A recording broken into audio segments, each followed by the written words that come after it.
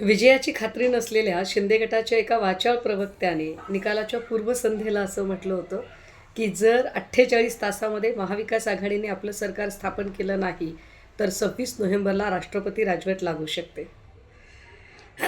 त्या शिंदे गटाचा सत्तेतला दावा तर संपला. सिंगल लार्जेस्ट पार्टी म्हणून आता भारतीय जनता पार्टीचा मुख्यमंत्री मात्र अजूनही ठरत नाही आहे. आज असं कळतंय की मुख्यमंत्री पदाचा शपथविधी हा 5 डिसेंबरला होईल. पण या निमित्ताने 2 प्रश्न निर्माण होतात. एक, भारतीय जनता पार्टी ज्या लाडक्या बहीण योजनेचा प्रचंड गवगवा करते त्या लाडक्या बहिणींना सत्तेचा वाटा मिळणार आहे की नाही. लाडक्या बहिणी 1500 मध्ये आणि अख्खी तिजोरी लाडक्या भावाच्या हातात, असं किती दिवस चालणार आहे. काय भारतीय जनता पार्टीमध्ये एकही महिला मुख्यमंत्री पदाच्या योग्य नाही का.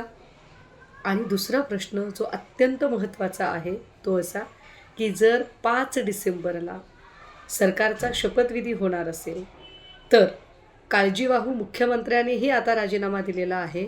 मग हे राज्य 5 तारखेपर्यंत कोणाच्या भरवशावर चालणार आहे.